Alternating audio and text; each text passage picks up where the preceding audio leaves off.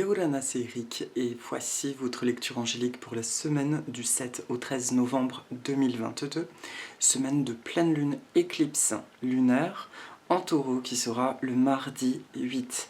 C'est également une pleine lune éclipse qui vient donc nous sortir du couloir d'éclipse dont nous avons entendu parler, dont je vous invite aussi à regarder la vidéo de mon amie Bérangère Tapsikarma.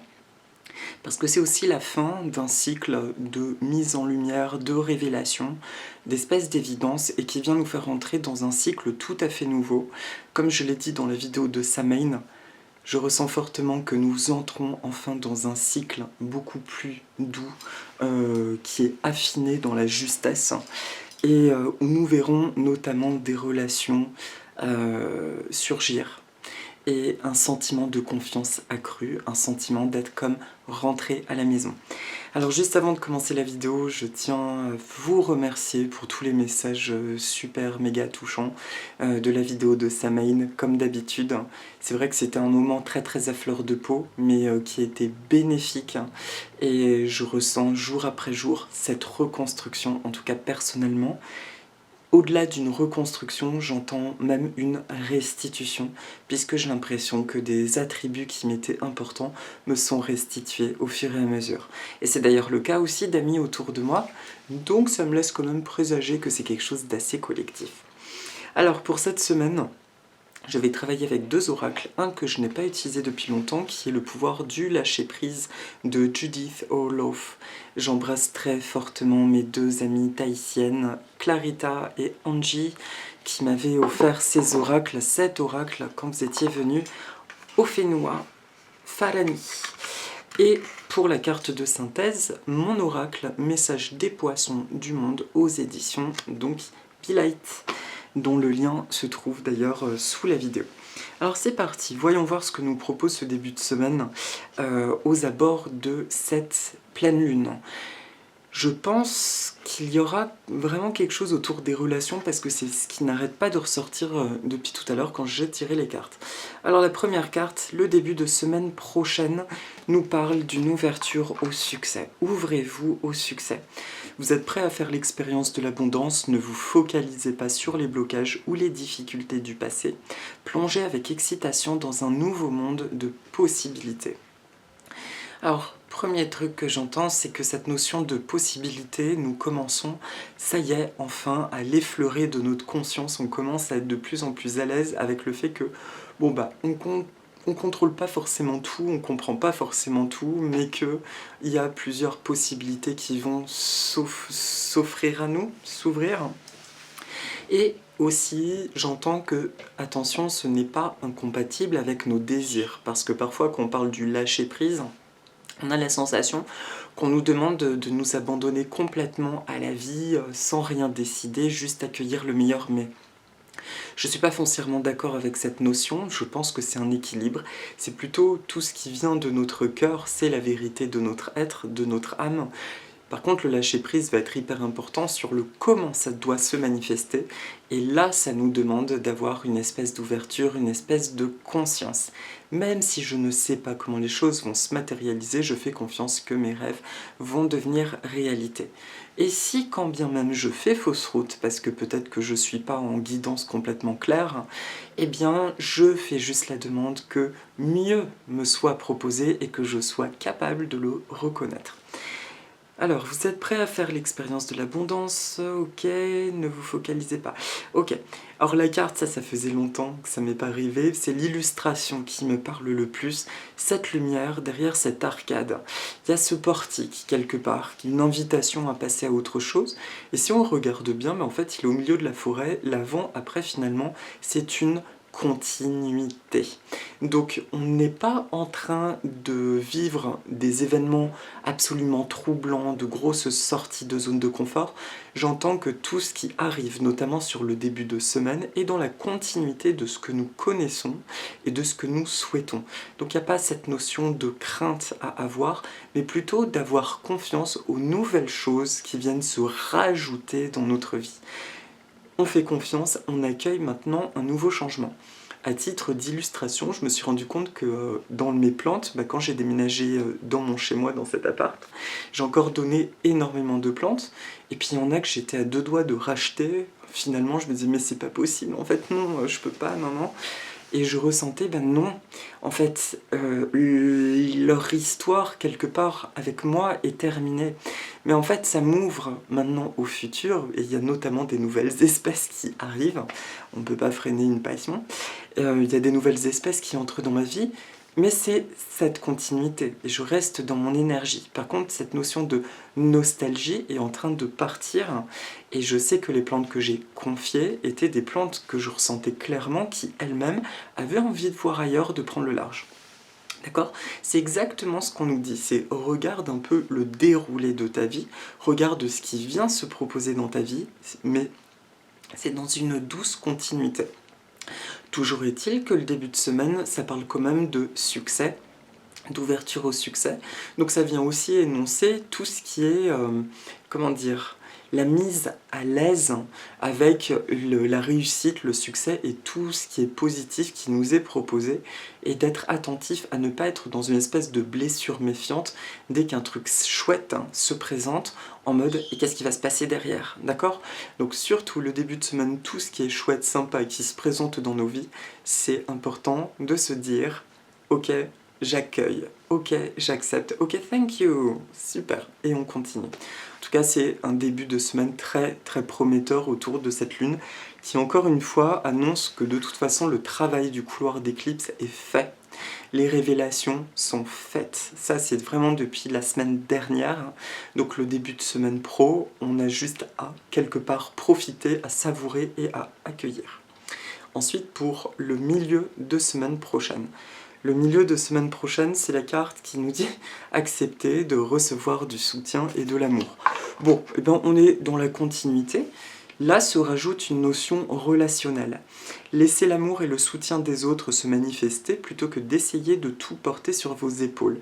Cela pourrait faire baisser la pression et vous enrichir dans le même temps. Alors là, ça vient me parler d'une notion qui est assez fondamentale dans le relationnel aussi, qui est souvent le cas des personnes qui sont un petit peu en pâte, ou qui sont dans l'entraide à autrui. Il est temps de rester dans notre posture et de laisser aussi les choses venir à nous. C'est-à-dire, je parle autant familialement, amoureusement que amicalement. Là, c'est ce que je ressens, ce que j'entends, c'est que la lune, elle vient nous dire, regarde toutes les qualités que tu as mis en lumière de ta personnalité, tout ce que tu as pu comprendre, tout ce que tu as pu mettre en place, ancré en toi, de ta vérité. Et maintenant, il n'y a rien à faire de plus par rapport à l'aspect relationnel que de te montrer tel que tu es. Il y a cette notion de « je suis » et « j'existe ». J'existe, je suis ce que je suis. Et je suis aimé pour ce que je suis. Encore illustration perso, je me suis rendu compte dans mes relations que souvent j'avais cette tendance assez naturelle de ne pas aimer voir des personnes en souffrance, du coup d'être quand même très présent, sans par contre proposer de l'aide si on me le demande pas, à moins d'une urgence. Et ça, j'ai beaucoup appris depuis l'adolescence à doser ça. Néanmoins, je me suis rendu compte que quand des personnes m'attirent, que ce soit sentimentalement ou affectueusement, amicalement, je peux avoir tendance à oublier des parts de moi et à me caler un petit peu sur la personnalité de l'autre personne pour essayer le plus possible de l'envelopper. Et ces 2 dernières semaines, ce rituel de Samhain et tout, sont véritablement venus ancrer ça en moi, le fameux « mais ce que tu es suffit amplement », reste dans cet espace intérieur. Et je ressens ça fortement, et depuis, c'est assez étonnant, en tout cas, il y a quelque chose de magnétique, où je ressens que la posture des gens vis-à-vis de moi change, et qu'il y a un cloisonnement entre les personnes qui véritablement vont avoir un attrait, un intérêt, et les personnes qui, en fait, quelque part, n'en valent pas la peine. Ça se fait, encore une fois, tout seul. Je sais que ce que je suis en train de dire, je l'ai déjà dit il y a de ça, je l'ai déjà dit plusieurs fois, mais là c'est vraiment renforcé avec cet aspect lunaire qui insiste en tout cas sur le milieu de semaine, sur la notion de reste assise sur ton trône et laisse venir à toi maintenant. D'accord? Ça n'enlève pas ta gentillesse, ça n'enlève pas ta bonté, par contre ça te demande juste de regarder ce trône de jolies pierres de valeur sertie, ta jolie couronne. À toi maintenant de laisser venir vers toi les offrandes et des relations aimantes. D'accord? Il ne s'agit plus de quémander quoi que ce soit, il ne s'agit plus de mériter quoi que ce soit, mais simplement d'attirer à soi ce que nous vibrons. Donc ce que nous sommes censés vibrer maintenant, c'est une forme de royauté personnelle, certains parlent de souveraineté, je trouve ça très beau aussi comme mot, de puissance personnelle, mais avant tout d'amour pour soi et d'amour avec tout ce qui nous entoure. Ok? Donc voilà pour le milieu de semaine. Et ça promet, j'entends, le mot rapprochement, ça parle de beaucoup de rapprochements, et il ne serait pas étonnant d'avoir certaines relations qui vibrent dans une espèce de mais c'est pas possible, toutes ces années on se côtoie et on se rend compte seulement maintenant qu'en fait nous partageons les mêmes choses, nous fonctionnons de la même façon, etc. D'accord? Donc voilà pour le milieu de semaine. Je ne sais pas ce que disent les astrologues autour de cette pleine lune éclipse. En tout cas, sur la sphère relationnelle, il y a une grande ouverture de profondeur. Il y a quelque chose de très très très porteur, à la condition de bien rester assis sur ce fameux trône. C'est-à-dire, je ne m'oublie pas, je reste en résonance parfaite avec ma personne, avec mes ressentis, dans toutes mes interactions avec ceux et celles qui m'entourent. Voilà pour le milieu de semaine. Et enfin, pour le week-end prochain, c'est, bon, je l'avais zappé, lâcher les relations toxiques. Ok, bon, c'est bien la semaine des relations. Abandonnez les relations qui ne vous font pas du bien, y compris les personnes toxiques et celles sur qui vous ne pouvez pas compter. Vous méritez d'être traité avec amour et d'être entouré de personnes positives.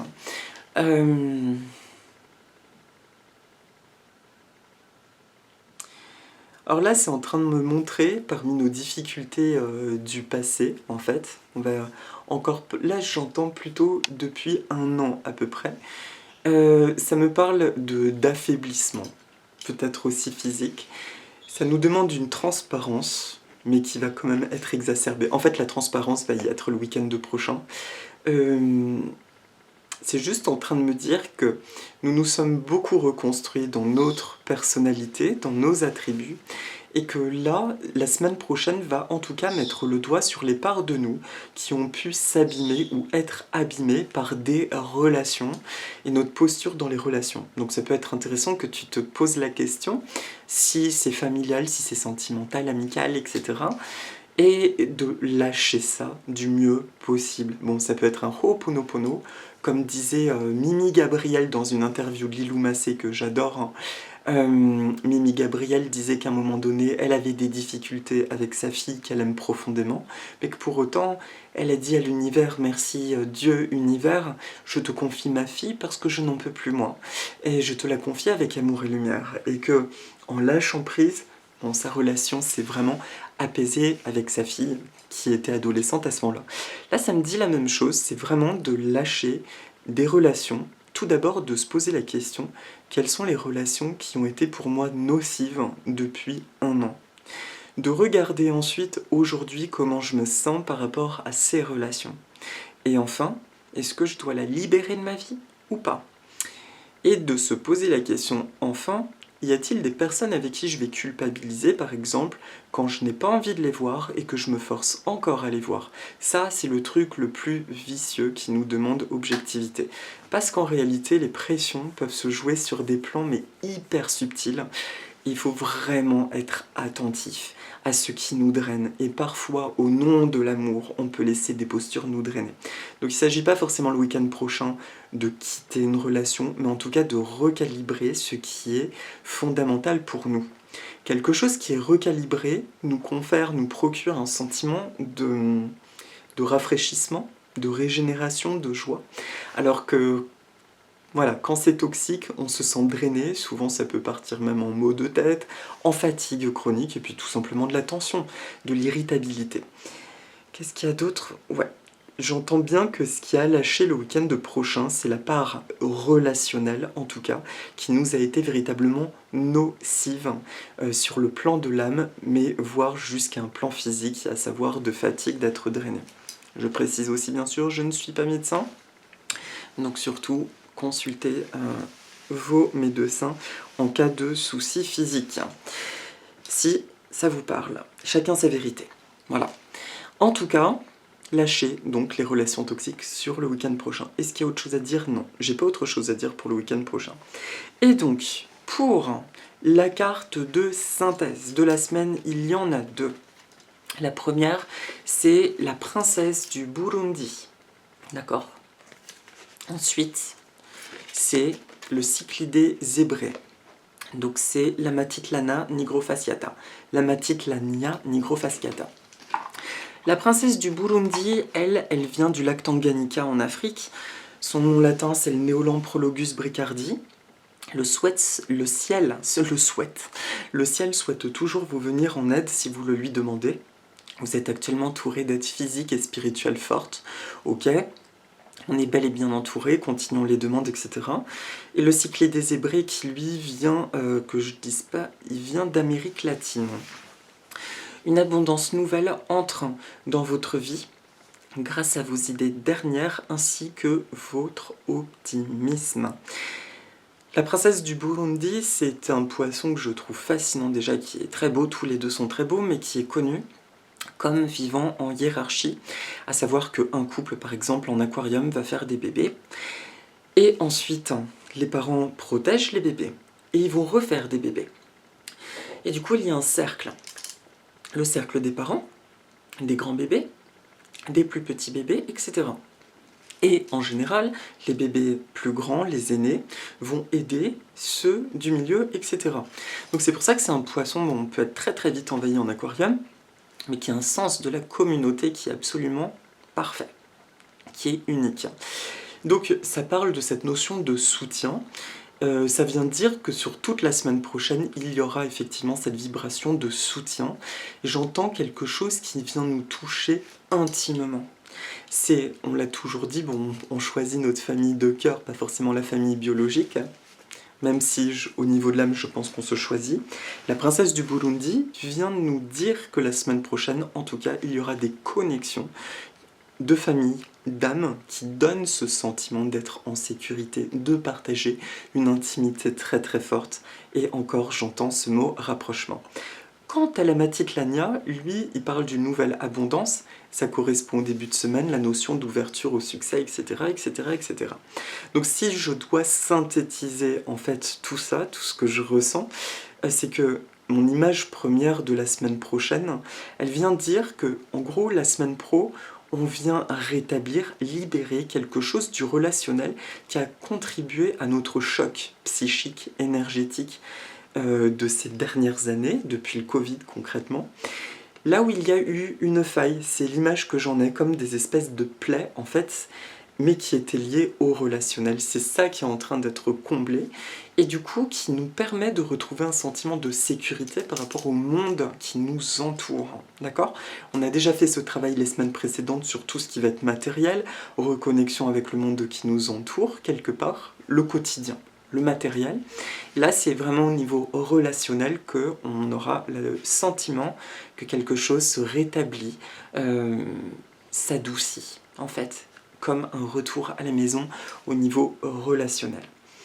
Voilà, et tout ça, bah forcément, ça vient amplifier un sentiment d'être en forme, qui dit être en forme, avoir des nouveaux projets, avoir des envies, émaner quelque chose d'autre, et donc attirer des synchronicités beaucoup plus jolies, beaucoup plus fortes et puissantes, etc.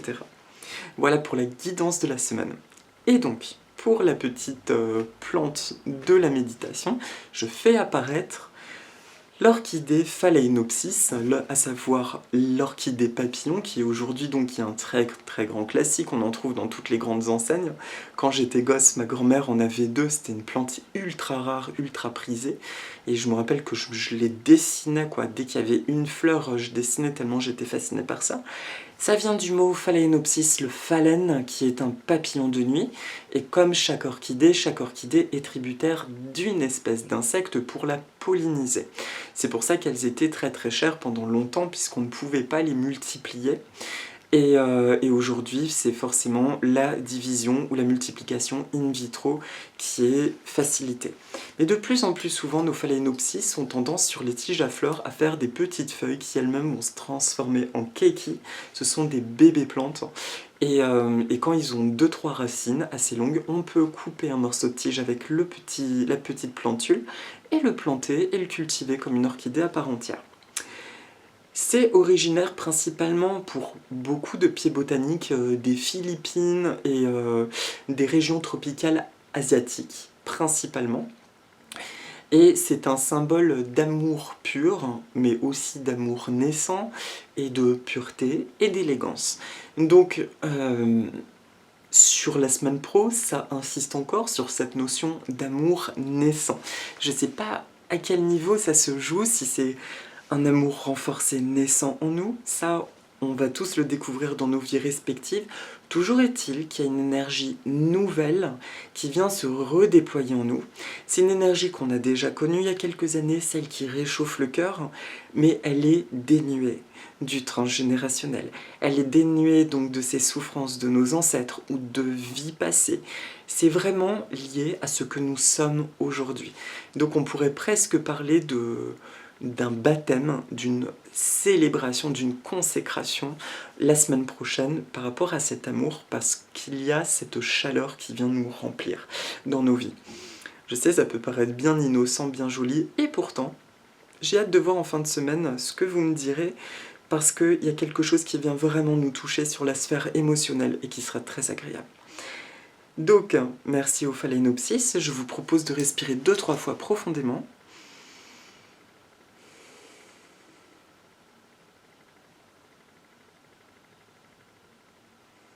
Et c'est parti.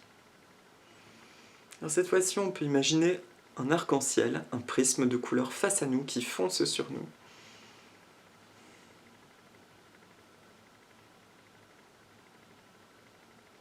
Voilà, qui nous traverse.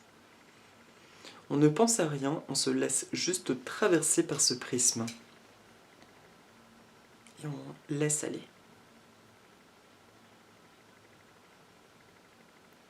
J'accède à la nouveauté.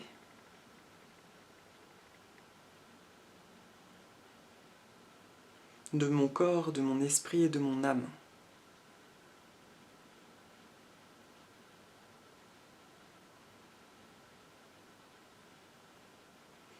Je suis entré dans un merveilleux nouveau chapitre de vie.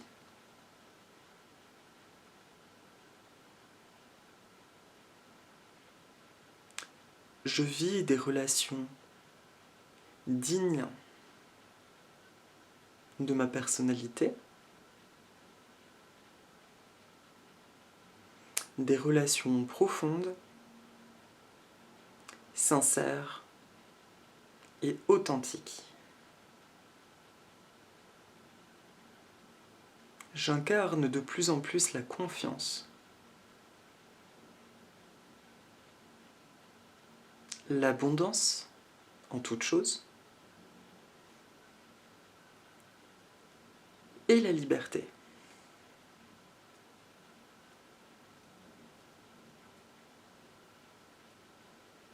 J'accueille les bonnes choses avec facilité et ouverture du cœur.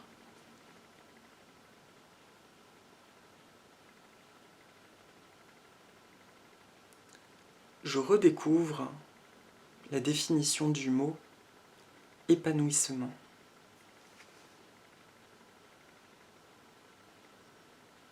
J'expérimente joie et légèreté.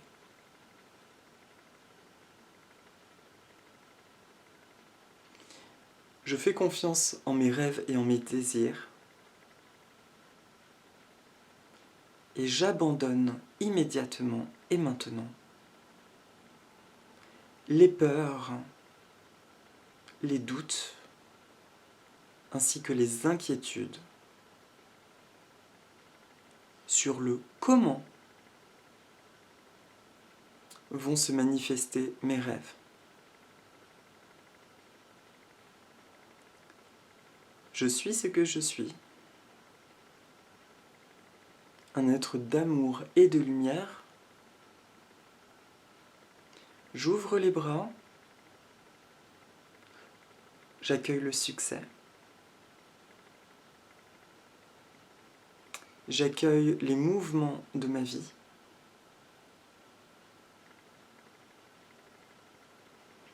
Et je donne un magnifique pouvoir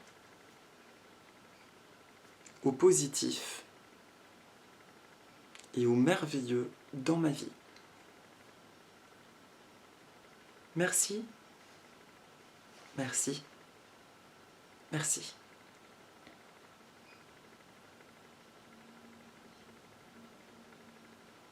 Je suis fière de la personne que je suis.